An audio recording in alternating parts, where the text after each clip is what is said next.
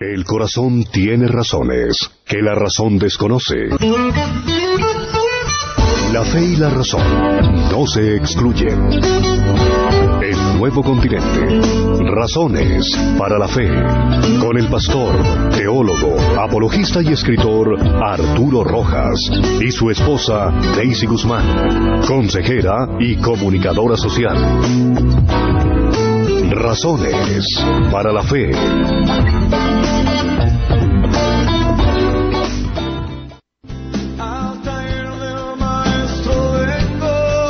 Muebles Diomo. Fabricamos muebles exclusivos sobre medidas, todo en puertas, closets y cocinas integrales.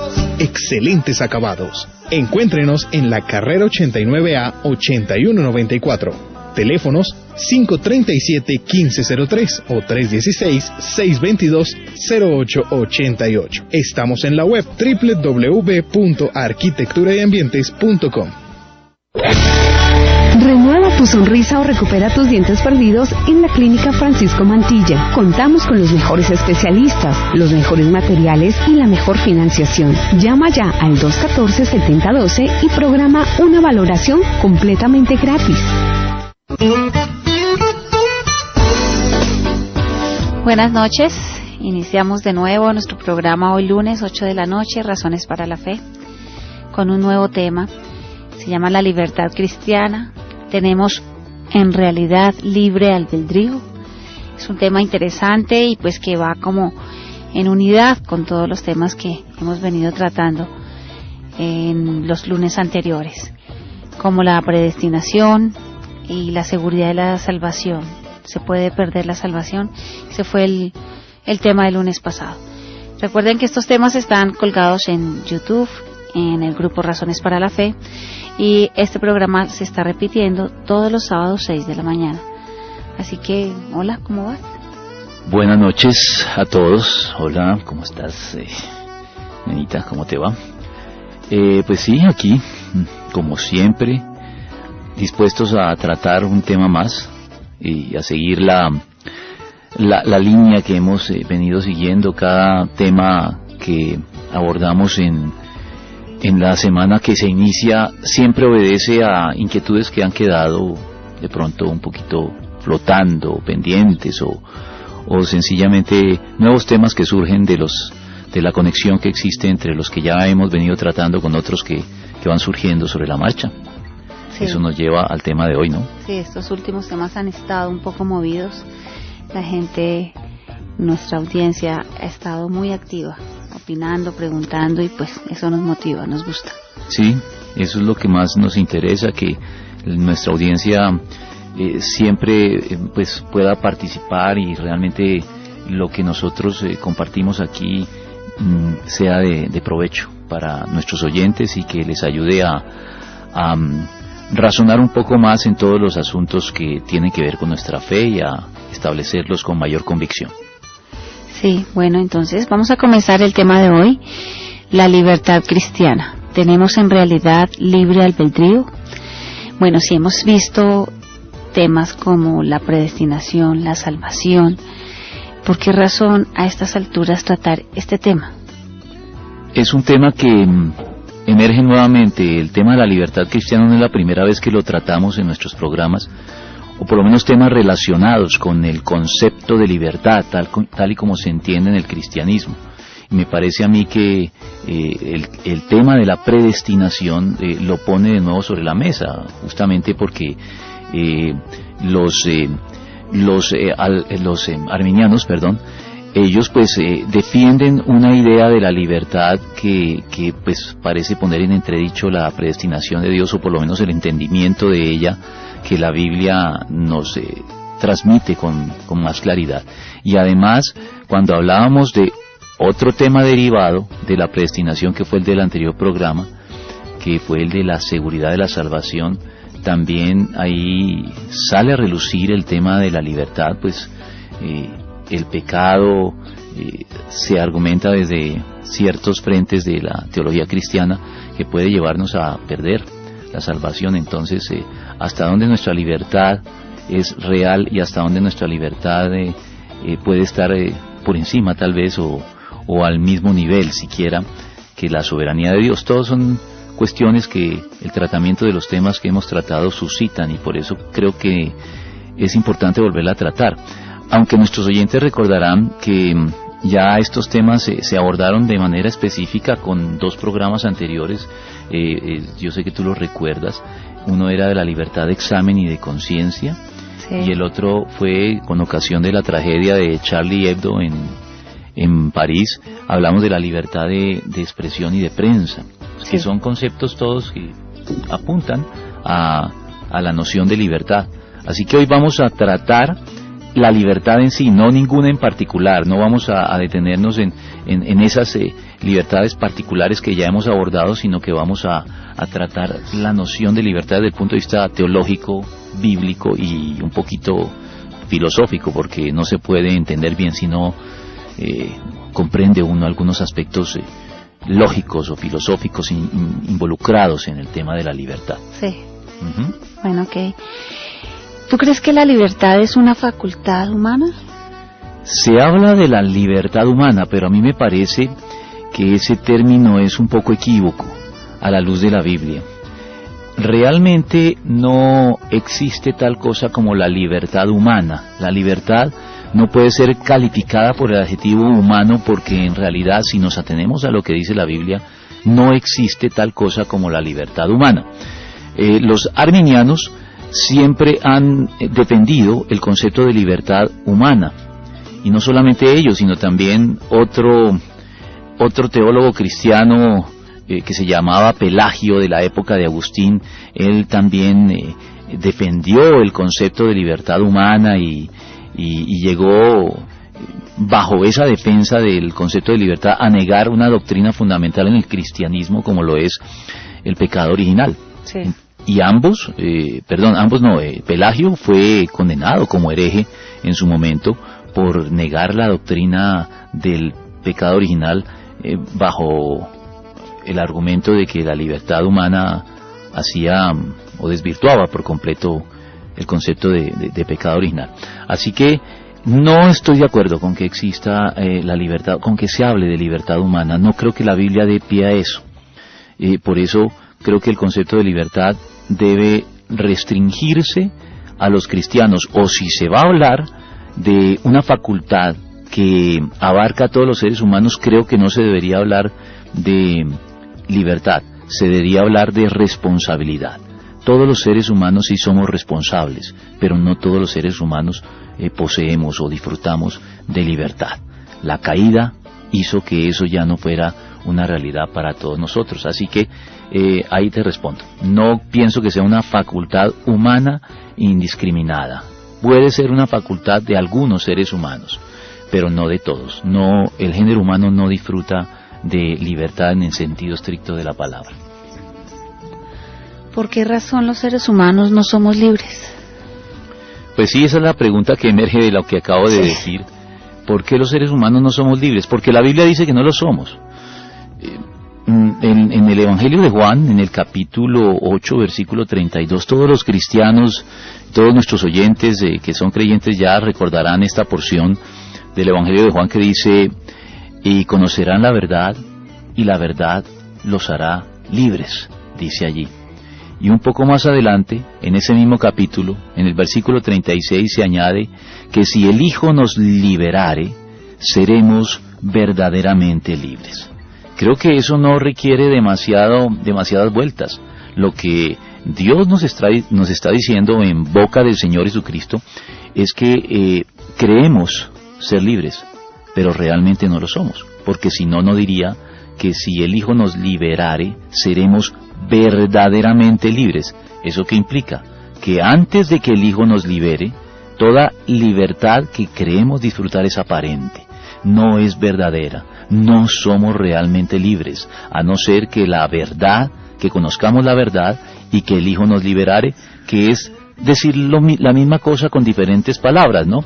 Cuando el apóstol Juan dice que conoceremos la verdad y la verdad nos hará libres, debemos recordar que el mismo apóstol Juan recoge las palabras del Señor Jesucristo en Juan 14:6, cuando él dice: yo soy el camino, la verdad y la vida. Por lo tanto, la verdad que nos libera que nos trae libertad es Cristo mismo. Por lo tanto, en el versículo 36 cuando dice, si el Hijo los liberare, está repitiendo la misma idea que dijo en el versículo 32, porque el Hijo es la verdad. Y si el Hijo nos libera, solamente en ese caso seremos verdaderamente libres. Esa es la razón por la cual ratifico que la libertad no es una facultad humana, y también el hecho de que no podamos hablar de que los seres humanos somos libres. No existe la libertad humana. Somos responsables todos, pero no somos libres realmente. ¿Cómo llegamos a ser verdaderamente libres? Bueno, habría que ampliar un poquito más lo que he dicho en cuanto a que el Hijo nos libera, ¿no? Sí, hemos hablado de que el Hijo de Dios, es decir, Cristo, nos puede liberar. La verdad, Él es la verdad, nos puede liberar. ¿Cómo nos libera? ¿Cómo llegamos a ser verdaderamente libres? Bueno, pues mediante lo que la Biblia llama redención. Redención es un término bíblico que es fundamental para que podamos entender lo que tiene que ver con la libertad cristiana. Yo creo que lo que sucede es que hay una serie de conceptos que son un poquito ambiguos y por eso dan la impresión de que somos verdaderamente libres, cuando realmente no lo somos, a no ser que Cristo nos libere. Y es que se habla también de libre albedrío. Ahorita creo que entraremos a considerar un poquito más el concepto de albedrío, que creo que puede ser más preciso. No es tan común, la gente no recurre tanto a él, aunque cada vez se vuelve un poquito más común en el lenguaje de la gente del común, pero no es lo mismo albedrío que libertad, como lo vamos a establecer un poco más adelante. La verdadera libertad, como lo he dicho, y como lo he dicho no yo sencillamente estoy interpretando o estoy transmitiendo lo que dice la Biblia, se obtiene a través de Cristo. Redención es lo que Cristo lleva a cabo en cada uno de nosotros. Yo recuerdo a este efecto una frase de Rudolf Steiner. Él decía que es imposible comprender la idea de una humanidad libre sin la idea de la salvación de Cristo. Es decir, que no es posible entender lo que es libertad si no entendemos lo que Cristo llevó a cabo en la cruz. Siempre, aún los mejores hombres, los más calificados, los mejores pensadores, si prescinden de tratar y de comprender la idea de salvación que Cristo llevó a cabo, no podrán, por muy calificados, por muy capaces que sean, comprender realmente lo que significa la libertad para la humanidad. Solamente se comprende desde la cruz, desde lo que Cristo llevó a cabo allí, que es, como lo dije hace un momento, redención.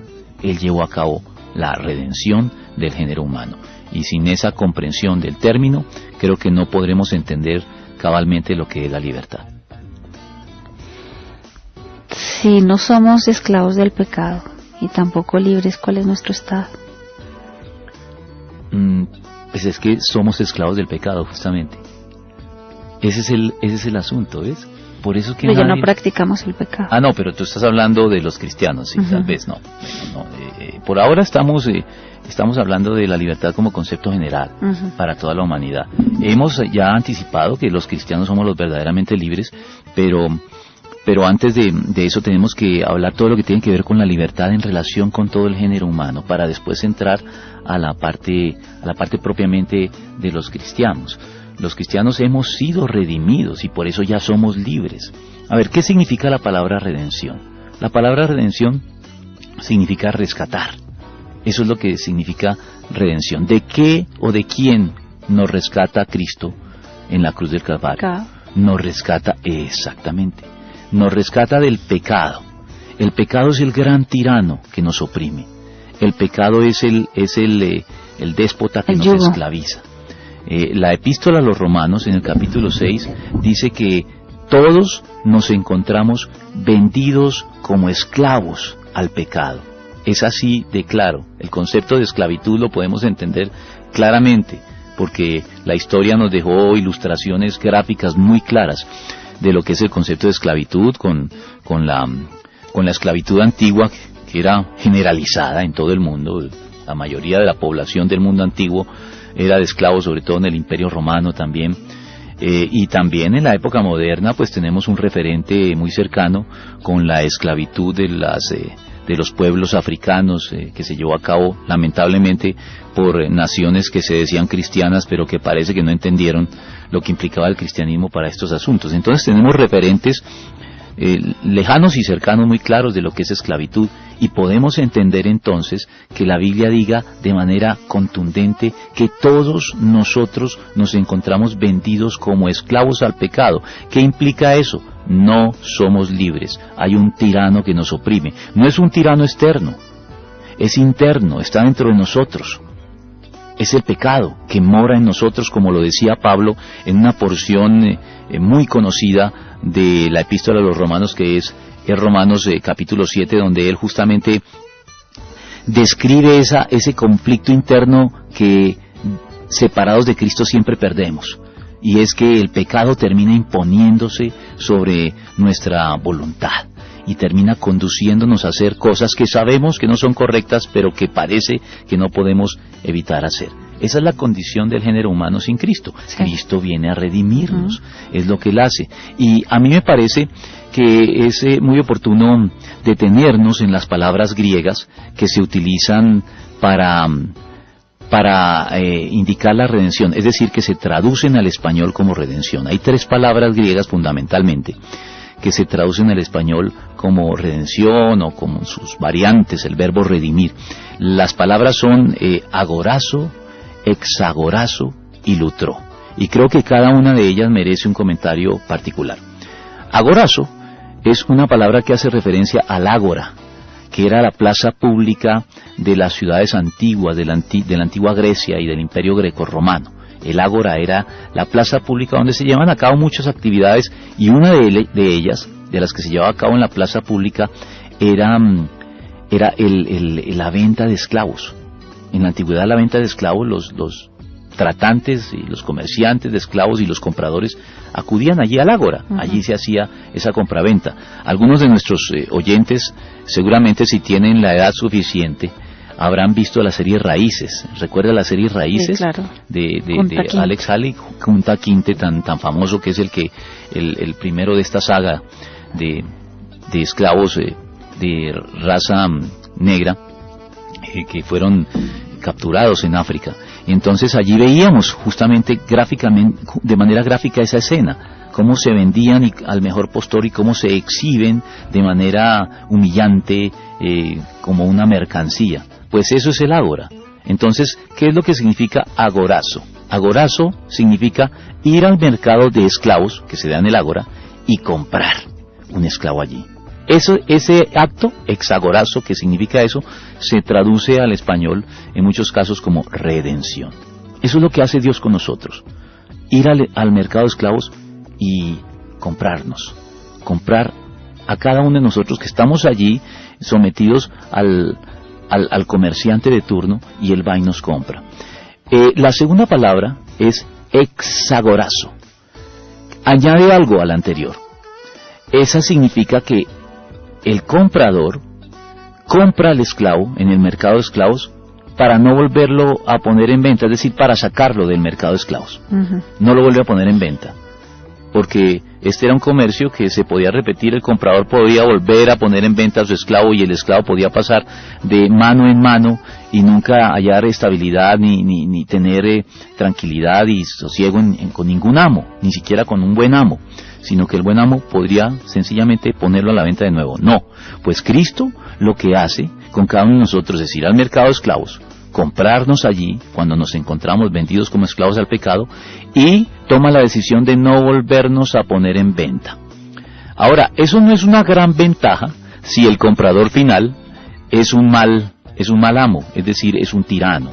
Nuestra condición bajo un mal amo puede ser peor que bajo el tratante y el comerciante, que sí, ya nos da maltrato, claro. Pero un mal amo puede ser un mal cambio. Pero entonces viene la última palabra. La última palabra es lutró.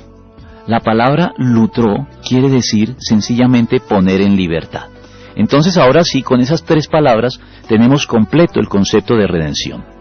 Lo que Cristo lleva a cabo con nosotros es ir al mercado de esclavos en que nos encontramos en venta al mejor postor y nos compra. nos compra para no volvernos a poner en venta. Pero no solamente eso, sino que una vez que nos compra y para no volvernos a poner en venta, nos deja en libertad. Eso es lo que significa redención. Por eso el concepto de libertad tiene que ver fundamentalmente con la libertad. Es precisamente traerle libertad a la persona, es dejarlo es hacerlo verdaderamente libre para que elija por sí mismo. Ahora, en ese momento, ¿qué opciones tenemos? Porque creo que ahí no termina el asunto.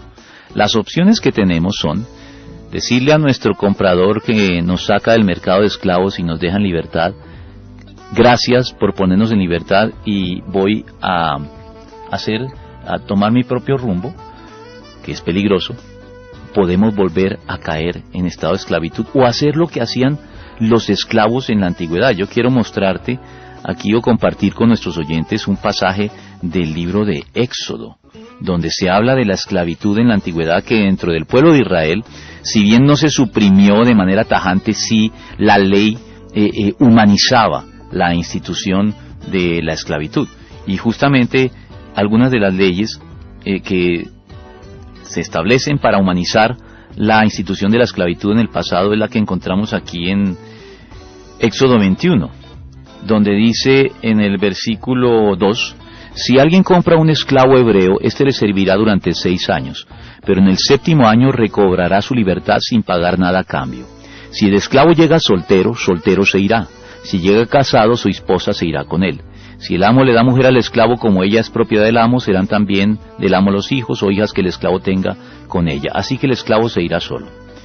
Si el esclavo, y a esto quiero llegar, eso es lo que quiero destacar, si el esclavo llega a declarar: yo no quiero recobrar mi libertad, pues les tengo cariño a mi amo, a mi mujer y a mis hijos, el amo lo hará comparecer ante los jueces, luego lo llevará a una puerta o al marco de una puerta, y allí le horadará la oreja con un punzón. Así el esclavo se quedará de por vida con su amo. Esto es lo que hace el cristiano, o esto fue por lo menos lo que hice yo y lo que creo que han hecho todos los que han podido experimentar la redención de Cristo. Cuando Cristo nos libera, ¿qué es lo que la lógica nos dice? Es un buen amo, nos ha comprado en el mercado de esclavos, nos da buen trato, no nos pone a la venta nuevamente y fuera de eso nos deja en libertad. ¿Seremos tan tontos para utilizar esa libertad para alejarnos de Él? Yo no creo. Sí, claro. Yo lo que hago es: mira, tú eres un buen amo, yo quiero servirte a ti de por vida y de manera voluntaria. Elijo ser tu esclavo. Y eso es lo que Cristo hace. Entonces, como tomamos esa decisión de manera voluntaria, Él ya nos pone una marca, por decirlo así, que en la antigüedad era horadarle la oreja con un punzón, y nos hace propiedad permanente suya. Eso es lo que sucede realmente, y lo que le da la razón a un filósofo existencialista del siglo XX, que es Franz Kafka, cuando dijo que el hombre solo es libre para elegir su propia cadena.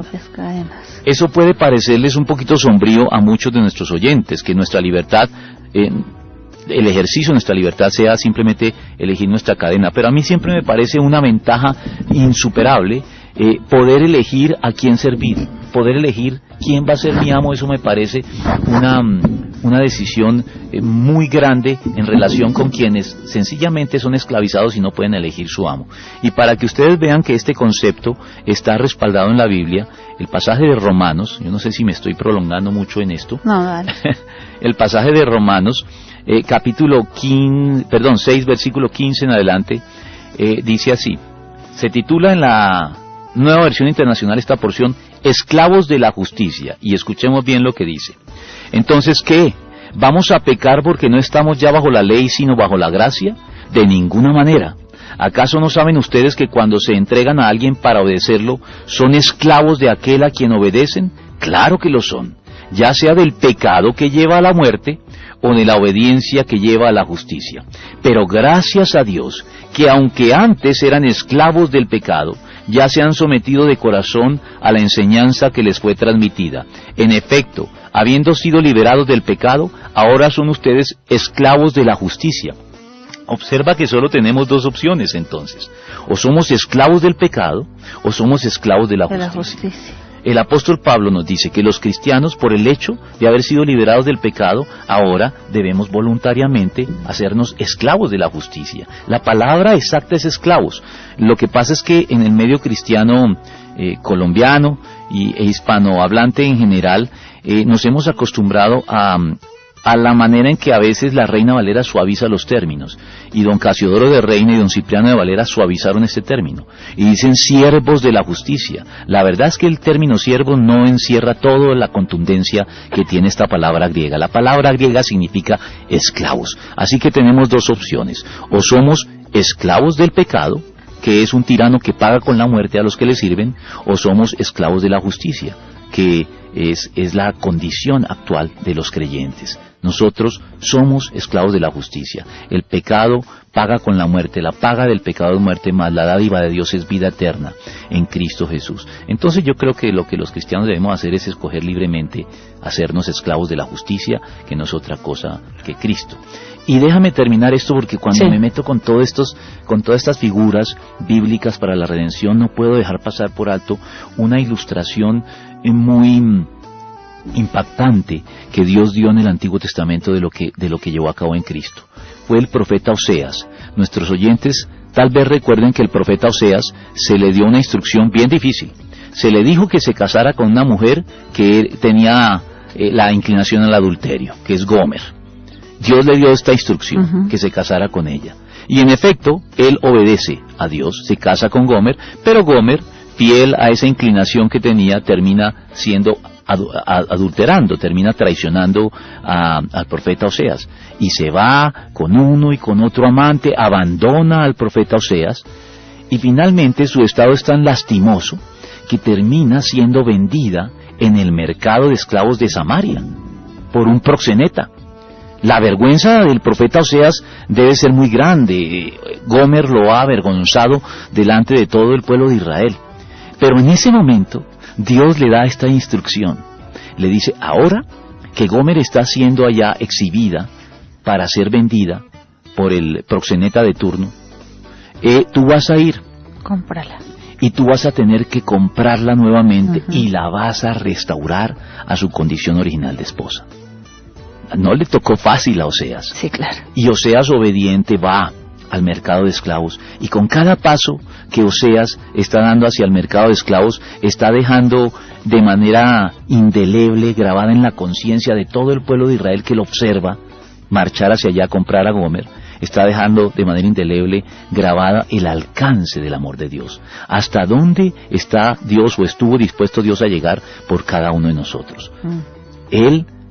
A él lo traicionamos. Nosotros somos Gomer, no sé si quiero aclararlo. Todos nosotros somos Gomer, Oseas es Dios. Y él va al mercado y nos compra nuevamente, pero no para comprarnos como esclavos, sino para restaurarnos a nuestra condición original. Porque la iglesia es la esposa de Cristo. Y eso es lo que Cristo lleva a cabo. Lo único que no quedó ilustrado con la historia de Oseas fue el precio que hubo que pagar para poder redimirnos y comprarnos en el mercado de esclavos. En el Nuevo Testamento se nos aclara cuál fue el precio.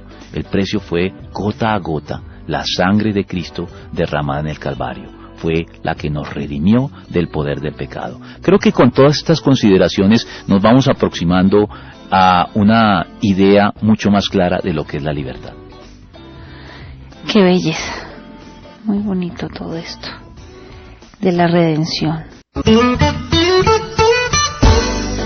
Continuamos con nuestro programa Razones para la Fe en la emisora Nuevo Continente, la alternativa diferente. Les quiero recordar que este programa lo estamos repitiendo los sábados a las 6 de la mañana. El tema de hoy es la libertad cristiana. ¿Tenemos en realidad libre albedrío? Entonces, bueno, quería preguntarte si se debe hablar entonces de liberación antes de hablar de libertad. Tú has dado en el punto. Yo creo que en el marco del cristianismo y a la luz de todo lo que acabamos de tratar, no es posible hablar de libertad sin hablar primero de liberación. A mí me parece que ese es el acierto. No estoy de acuerdo en todo con ellos y soy crítico de algunos de sus planteamientos, pero el acierto que tienen los teólogos de la liberación o la teología de la liberación es justamente que hablan de liberación antes de hablar de libertad, porque no es posible. Creo que Paul Lacour fue el que dijo: no existe libertad, existe liberación. Sí. ¿Y qué diferencia hay entre ambas? Bueno, voy a tratar de plantearlo con una preposición diferente para definir cada una de estas cosas. Liberación es ser libre de. Libertad es ser libre para. Si nuestros oyentes entendieron más o menos lo que quiero dar a entender, pues lo voy a precisar un poquito mejor. Libre de significa mirar hacia atrás y romper las cadenas y los condicionamientos que nos impiden actuar de manera verdaderamente libre. Debemos ser libres de, por eso se debe hablar primero de liberación antes de poder ser libres para. ¿Entiendes lo que quiero decir, no? Antes de ejercer la libertad debemos ser liberados de las cadenas que nos impiden hacerlo. Por eso liberación es anterior a libertad. No podemos hablar de libertad sin hablar primero de liberación. Eso no significa que al darle la razón a los teólogos y a la teología de la liberación, estoy de acuerdo con la manera en que ellos entienden estos conceptos.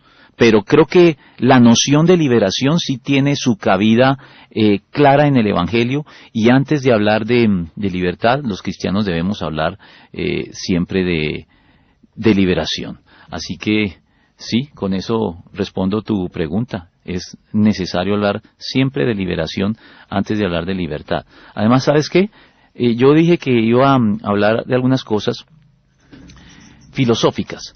Y creo que hay que hacerlo, porque hay algunas concepciones que tienen que ver con el ejercicio de la libertad. Dicen los filósofos que para ejercer la libertad tiene que haber 4 tipos de libertades, si se quiere. Tiene que haber libertad de contradicción, es la primera de ellas.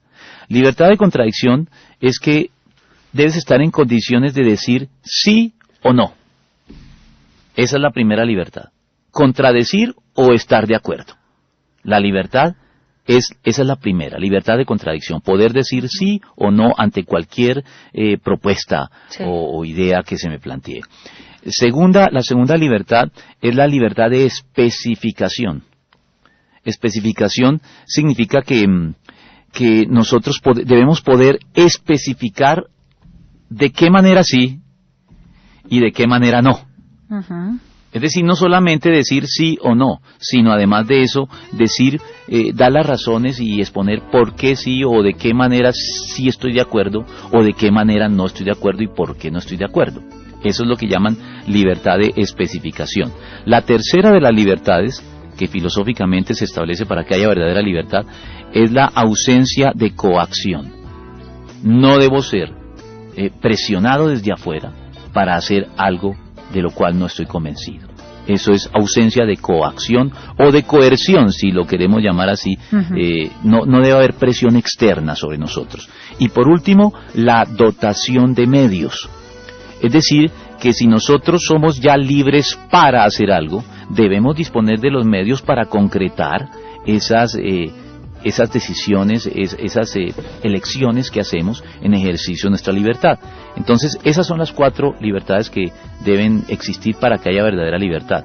¿Cuál es el problema con la teología de la liberación? Ya que la toqué, porque yo sé que algunos de nuestros oyentes, cuando hablo favorablemente de la teología de la liberación, pueden sentirse un poquito prevenidos, porque la teología de la liberación en buena medida está detrás, por ejemplo, de los movimientos guerrilleros como el ELN. Y eso puede dar la impresión de que estoy justificando de algún modo el recurso a las armas, y no hay tal. Si hay algo en lo que me opongo categóricamente a la teología de la liberación, entre otras cosas, es a justificar el recurso a las armas. Porque ellos se enfocan en 2 de estas libertades, que es la ausencia de coacción y la dotación de medios. Y por eso la teología de la liberación siempre anda buscando liberación política y económica, pero la liberación principal es la liberación espiritual que el ser humano debe disfrutar antes de poder implementar esa libertad en los aspectos económicos y políticos. Tratar de promover la libertad en el campo político y en el campo económico sin haber surtido la redención espiritual para cada persona es un poquito contradictorio, es tiempo perdido, es tratar de hacer lo más sin haber hecho lo menos. Hay que comenzar por lo individual antes de llegar a lo social, que es lo político y lo económico. Esa es mi diferencia con la teología de la liberación.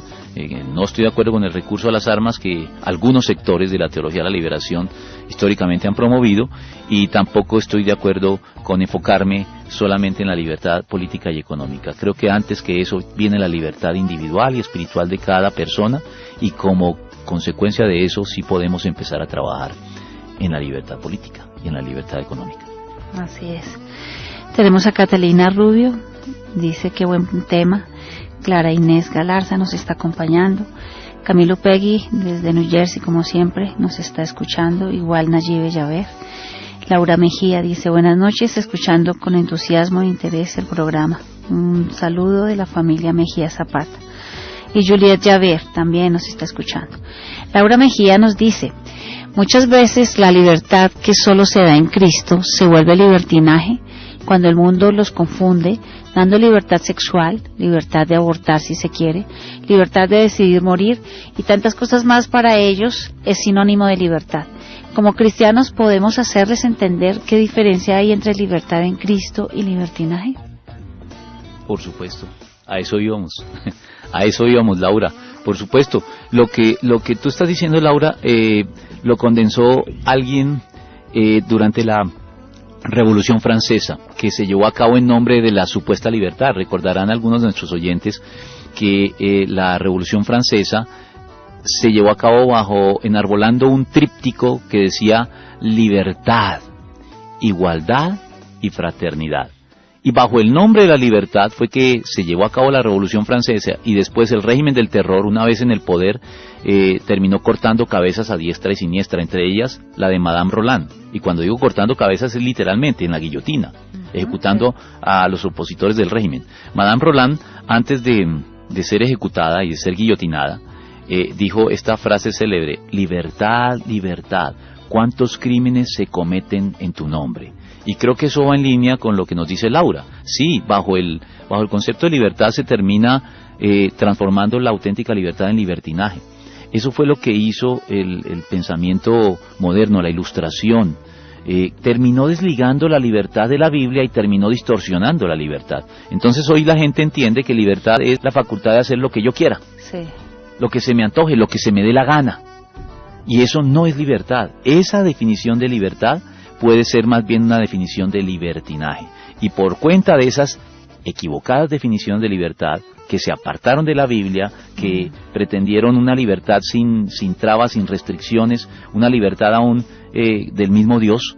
Nos liberamos de Dios, no solamente de la jerarquía que trataba de condicionar nuestras conciencias, sino también de Dios. Terminamos cayendo en el libertinaje. Es lo que te decía, la persona una vez liberada, si decide irse por su cuenta, vuelve a caer en la esclavitud del pecado.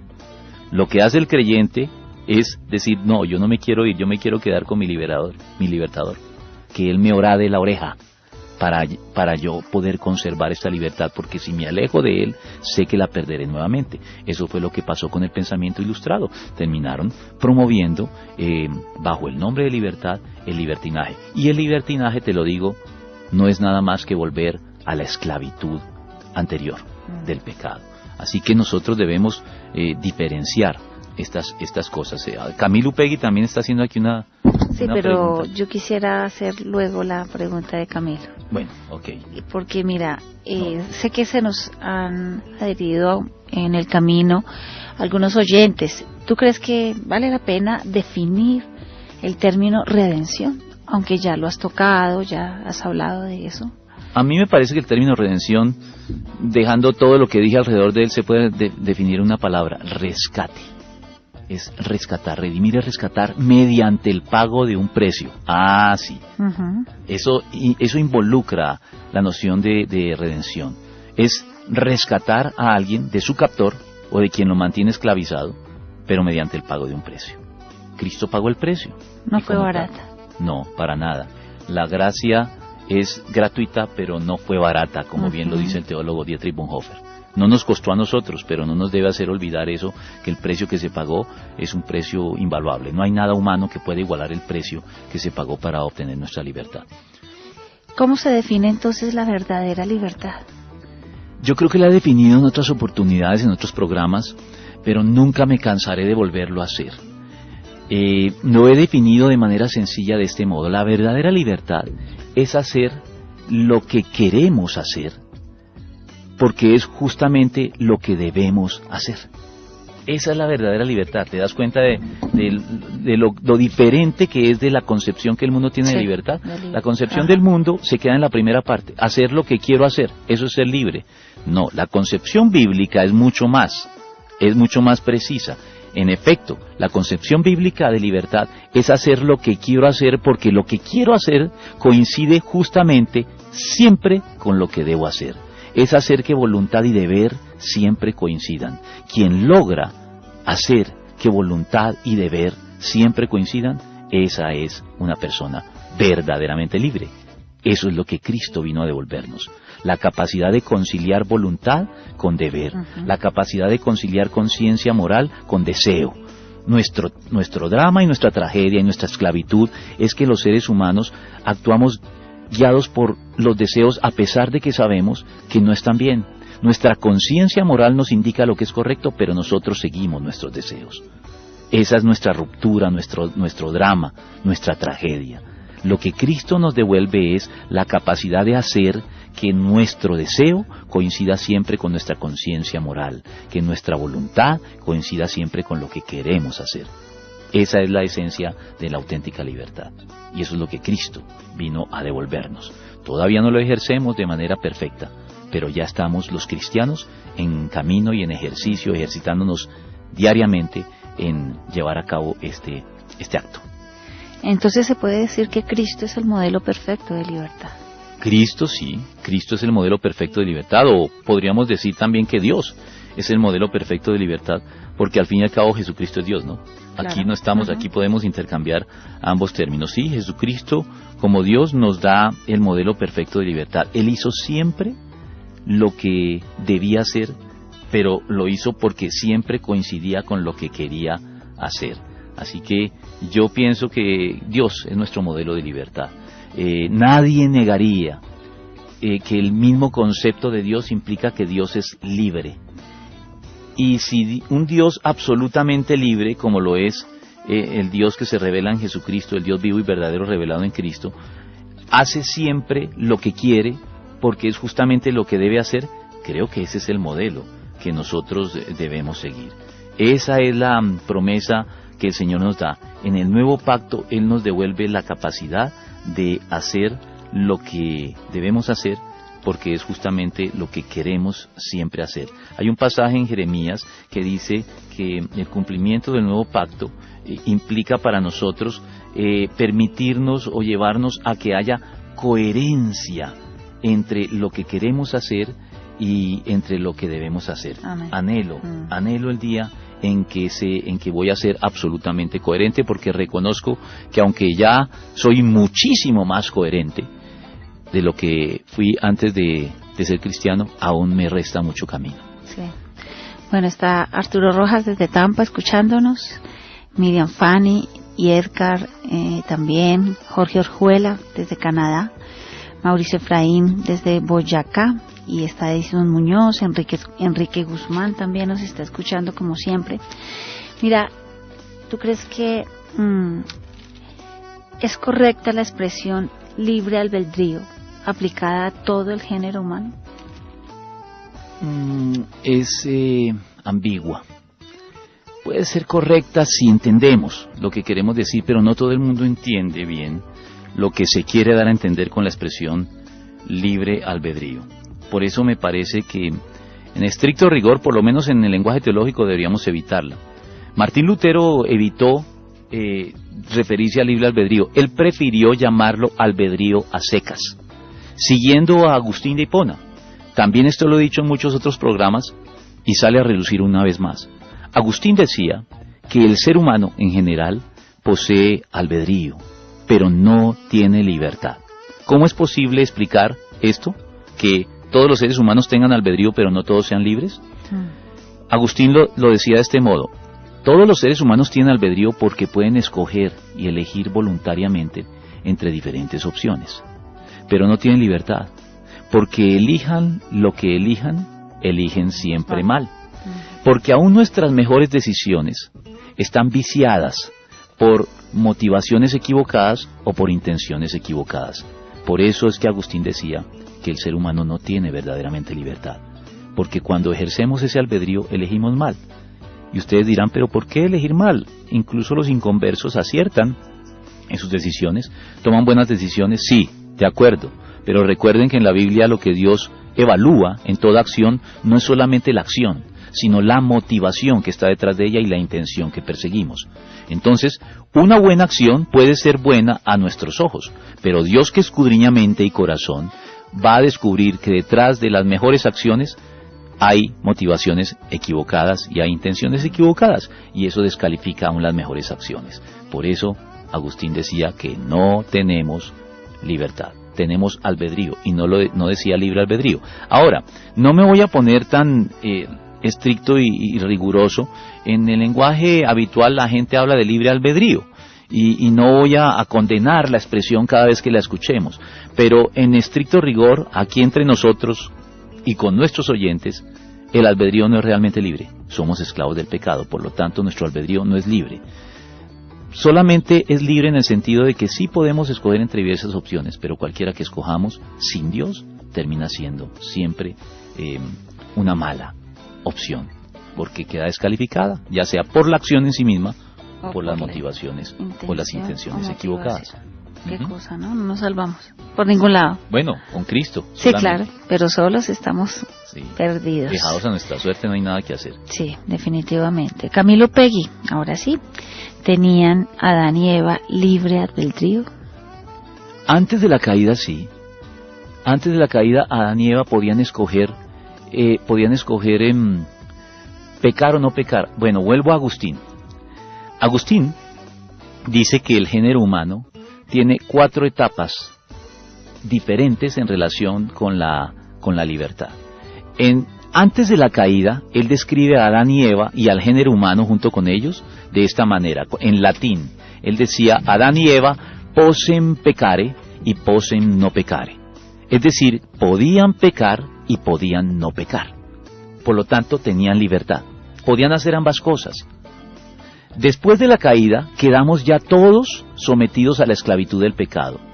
Tarde o temprano nos volvemos esclavos del pecado, y entonces Agustín dice que después de la caída, el género humano posem peccare y no posem no peccare, es decir, que puede pecar y no puede no pecar, es decir, que peca, siempre va a pecar, por acción, por intención o por motivación, siempre va a terminar pecando. Esa es la condición en que se encuentra el género humano caído.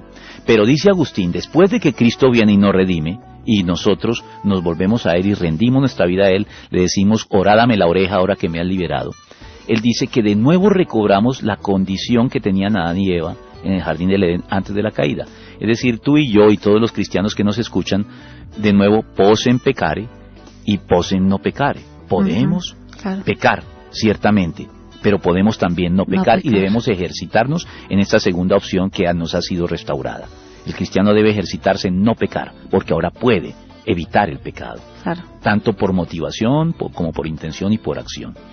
Pero dice que el último, cuando Cristo regrese y nos redima por completo, nuestros cuerpos corruptibles se transformen en cuerpos incorruptibles, dice que la condición del género humano en ese estado será posem no peccare y no posem peccare, es decir, podrán no pecar y no podrán pecar. El pecado será una absoluta imposibilidad. Será el momento en que habrá absoluta coherencia entre nuestro deseo y nuestra conciencia moral, entre nuestra voluntad y nuestro deber.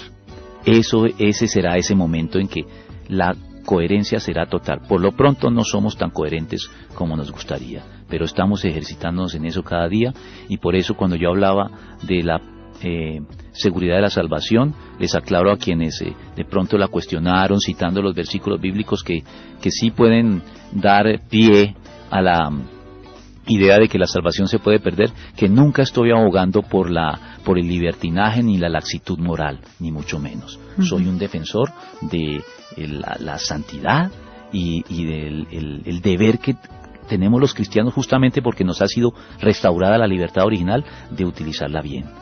Gálatas es la epístola o la carta magna de la salvación cristiana, así la llaman algunos teólogos. Y en Gálatas Pablo defiende la idea de la libertad cristiana. En Gálatas capítulo 5, versículo 1, que lo voy a ubicar aquí rápidamente para leérselos. No sé cuánto tiempo nos quede, pero creo que me alcanza para leer esta porción. Sí. Dice así, Gálatas capítulo 5, versículo 1. Cristo nos libertó para que vivamos en libertad. Por lo tanto, manténganse firmes y no se sometan nuevamente al yugo de esclavitud. Y después, en el versículo 13 nos dice, les hablo así, hermanos, porque ustedes han sido llamados a ser libres, pero no se valgan de esa libertad para dar rienda suelta a sus pasiones. Más bien, sírvanse unos a otros con amor. Ahí está. La libertad es un patrimonio que los cristianos debemos defender porque Cristo la obtuvo al precio de su propia sangre. Así que debemos actuar de manera libre y no por compulsión, por coerción, por temor. Aunque el temor puede ayudar un poco cuando nos sentimos tentados de nuevo a caer en pecado. Pero el cristiano está llamado a hablar con libertad, a orar con libertad. Solamente el Señor dice, no utilicen esa libertad como un pretexto para pecar. ¿Por qué? Porque transformaremos la libertad en libertinaje, es decir, abandonaremos la libertad y volveremos a esclavizarnos del pecado, y Dios no quiere eso para nosotros. Entonces, que eso quede claro para quienes se mostraron justificada preocupación porque la doctrina de la seguridad de la salvación pueda terminar sirviendo de pretexto a algunos para pecar. No hay de ningún modo esa intención en la exposición que hicimos. Yo creo en la seguridad de la salvación porque me parece que la Biblia la respalda mucho más que la posibilidad de perder la salvación. Pero de ningún modo ni utilizo ni le indico a nadie que esa doctrina le da un pretexto o lo autoriza para pecar. De ningún modo. La paga del pecado siempre es muerte. Y no solamente en la vida venidera, sino que el pecado comienza a pasar cuenta de cobro aquí, en esta vida. El que peca aquí comienza a tener una vida miserable. Sí. Mira, pues John Leonardo Quiroga hace una pregunta. Me parece que tú ya la has respondido, pero si tú tienes a bien adicionar otra cosa, pues bueno, igual le dices. ¿Qué diferencia hay entre la libertad que tenían Adán y Eva, la libertad que tenemos ahora los cristianos y la libertad que tendremos después de la resurrección? Sí hay una diferencia que creo que es importante mencionar. La libertad de Adán y Eva era mucho más sencilla que la nuestra. Nosotros somos libres como Adán y Eva nuevamente, los cristianos me refiero. Pero para nosotros la cosa no está tan fácil como para ellos. Adán y Eva podían tomar cualquier decisión que quisieran y sabían que estaba bien tomada. Solamente una decisión que ellos tomaran en ejercicio de su libertad era mala, que era comer del fruto del árbol de la ciencia del bien y del mal. Para nosotros, que ahora disfrutamos también de la posibilidad de no pecar y de la posibilidad de pecar, las opciones son mucho más diversas, mucho más amplias, y eso hace más difícil la cosa para nosotros hoy, creo yo, porque pues es diferente hablar de una sola posibilidad de pecar, un solo acto que te puede llevar a pecar, en contraste con una infinidad de actos que no implican pecar, cuando hoy lo que vemos es que la balanza está repartida por igual a cada lado. Hay 50% de posibilidades de pecar y hay otro 50% de posibilidades de no hacerlo. Eso hace que para nosotros el ejercicio de la libertad sea tal vez más difícil que lo que fue para Adán y Eva, porque recuerden que el Señor les dijo, de todo árbol del huerto pueden comer. ¿Eso qué significa? Todo lo que se les ocurra hacer, toda decisión que ustedes quieren tomar, háganlo con tranquilidad porque no habrá problema, estará bien tomada. Solo una es equivocada.